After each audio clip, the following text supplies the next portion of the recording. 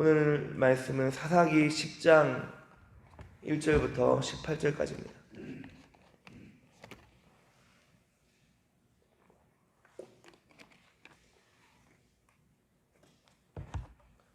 사사기 10장 1절부터 18절까지 교독하고 마지막 절 같이 읽겠습니다. 아비멜렉의 뒤를 이어서 이사갈 사람 도도의 손자 부하의 아들 돌라가 일어나서 이스라엘을 구원하니라. 그가 에브라임 산지 3일에 거주하면서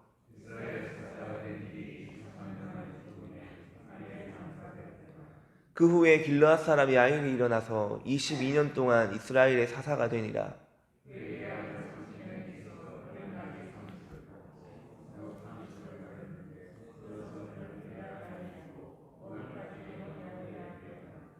야일이 죽음에 가몬에 장사되었더라.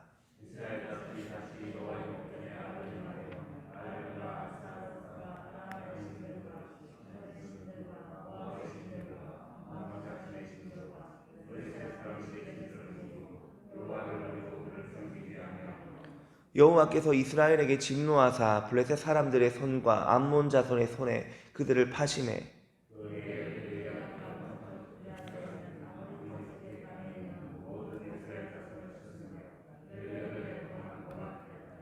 암몬 자손이 또 요단을 건너서 유다와 베냐민과 에브라임 족속과 싸움으로 이스라엘의 공고가 심하였더라.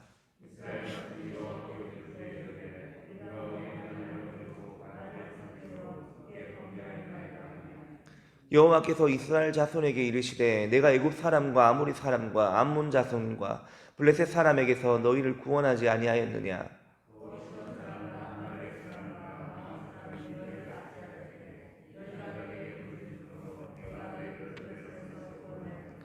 너희가 나를 버리고 다른 신들을 섬기니 그러므로 내가 다시는 너희를 구원하지 아니하리라.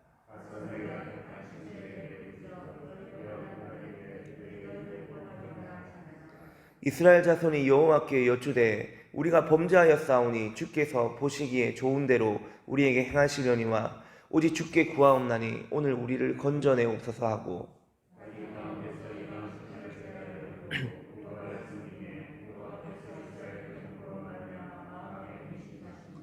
그때 암몬 자손이 모여서 길르앗에 진을 쳤으므로 이스라엘 자손도 모여서 미스바에 진을 치고 길르앗 백성과 방백들이 서로 이르되 누가 먼저 나가서 암몬 자손과 싸움을 시작하랴. 그가 길르앗 모든 주민의 머리가 되리라 하니라. 아멘. 우리 6절입니다. 우리 6절 같이 읽겠습니다. 이스라엘 자손이 다시 여호와의 목전에 악을 행하여 바알들과 아스다롯과 아람의 신들과 시돈의 신들과 모압의 신들과 암몬 자손의 신들과 블레셋 사람들의 신들을 섬기고 여호와를 버리고 그들을 섬기지 아니하므로. 아멘. 자, 우리가 방금 읽은 6절 마지막에 보면 여호와를 버리고 그를 섬기지 아니하므로 라는 말씀이 나옵니다. 여기서 섬기다라는 단어가 원어로는 아바드라는 단어입니다. 예전에 청년부 목장 가운데 아바드 목장이 있었는데 이 아바드라는 단어는 두 가지 의미가 있습니다. 하나는 예배하다라는 의미이고 또 하나는 섬기다라는 의미입니다. 다시 말하면 하나님을 섬기는 것이 예배하는 것이고 예배는 곧 하나님을 섬기는 것, 경배하는 것입니다. 이스라엘 백성들이 430년간 애굽에서 종살이를 할 때 모세라는 지도자를 통해서 출애굽하게 하셨습니다. 이 출애굽의 목적을 출애굽기 3장 12절에서는 이렇게 이야기했습니다. 출애굽기 3장 12절입니다. 하나님이 이르시되 내가 반드시 너와 함께 있으리라. 네가 그 백성을 애굽에서 인도하여 낸 후에 너희가 이 산에서 하나님을 섬기리니 이것이 내가 너를 보낸 증거니라. 하나님을 섬기기 위해서 모세를 보내서 이스라엘 백성들을 출애굽한 것이다. 이것이 모세를 보낸 증거다라고 말씀하고 있습니다. 즉 구원의 목적은 하나님을 섬기기 위한 것입니다. 왜냐하면 하나님이 우리를 창조한 목적이 이사야 43장 21절에 보면 이 백성은 내가 나를 위하여 지었나니 나를 찬송하게 하려 함이라.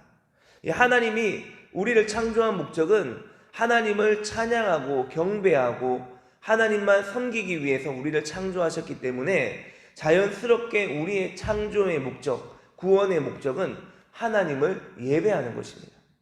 그러나 사사기의 말씀을 우리가 알고 있듯이 이스라엘 백성들이 범죄하고 그 길에서 돌이켜 회개하면 사사를 보내시고 구원해 주시는 범죄, 회개, 사사, 구원, 이 네 가지의 사이클이 계속적으로 반복되고 있음을 발견할 수 있습니다.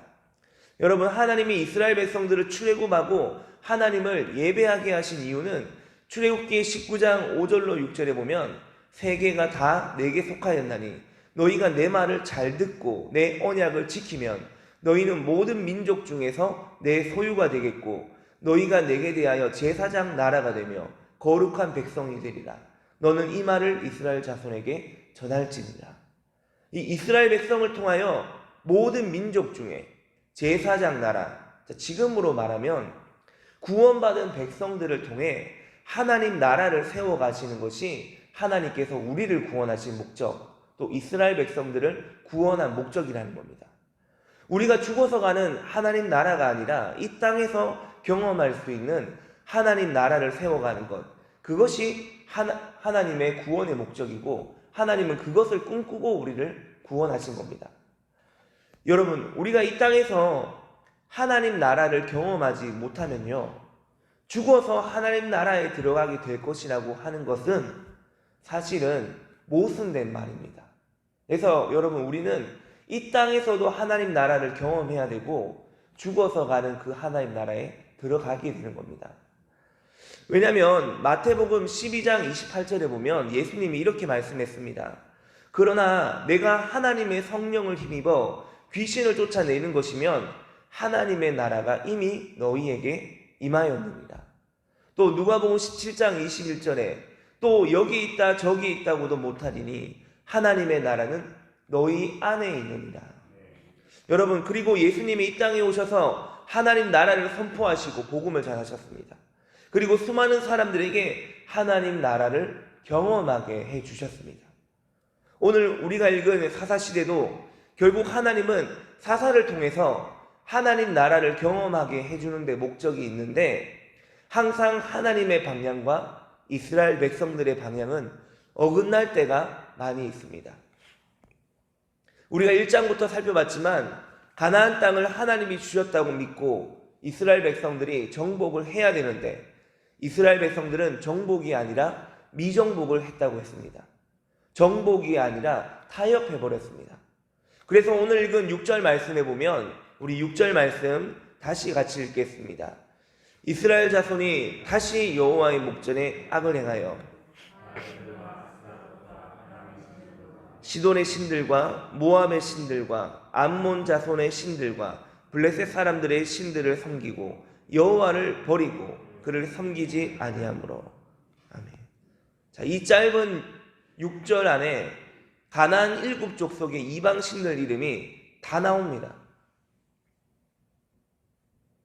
6절에 보면 바알들, 아스다롯, 아람의 신들, 시돈의 신들, 모압의 신들, 암몬 자손의 신들, 그리고 블레셋 사람의 신들, 이 7족 속에 신들이 다 등장합니다.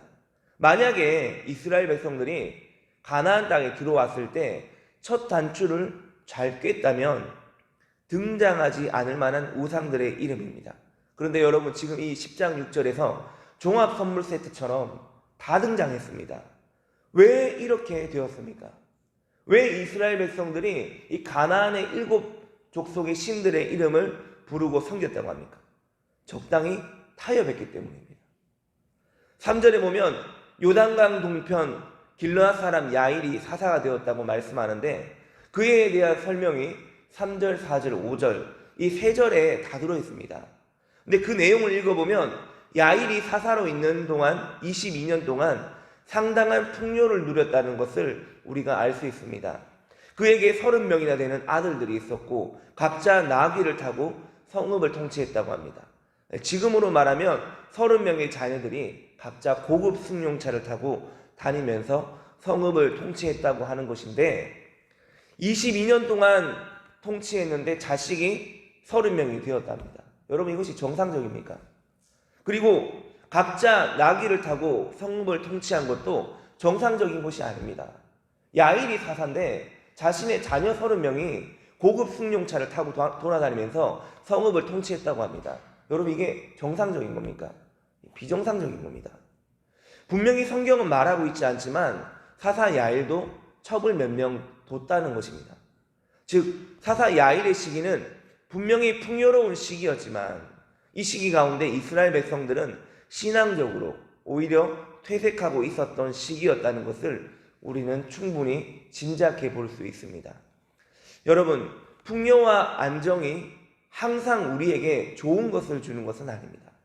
오히려 우리가 부유할 때 하나님을 떠날 위험이 가장 높은 때라는 것을 잊지 않길 바랍니다. 다시 돌아가 6절을 살펴보면 이스라엘이 여호와 하나님을 버리고 가나안의 신들을 섬겼다고 합니다. 이것은 조금 전에 읽어드린 출애굽기 19장 4절 5절에서 말씀한 신의 산 언약을 위반한 것입니다. 그런데 이스라엘 백성이 가나안의 이방 신들을 섬긴 이유가 무엇인 줄 아십니까?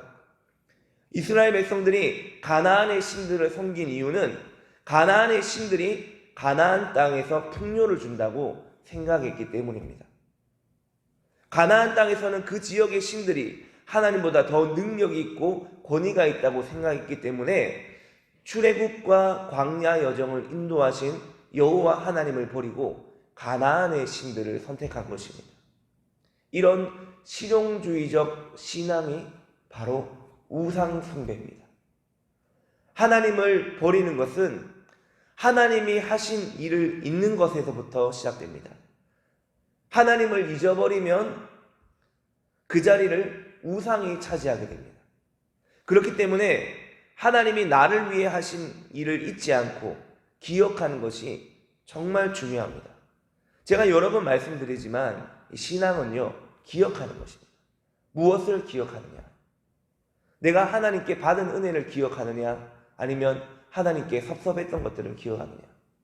그것에 따라서 우리의 신앙의 색깔이 달라지게 됩니다. 여러분 오늘 하루도 하나님이 우리에게 허락하시고 우리에게 주신 것들을 그 은혜들을 기억하고 하나님께 감사하는 하루가 될 수 있기를 예수님 이름으로 축원합니다. 함께 기도하겠습니다. 하나님 감사합니다. 오늘 우리에게 주어진 이 말씀을 통해서 우리가 기억하기 원하는 것은 하나님이 우리에게 과거에 베풀어 주셨던 그 놀라운 은혜입니다.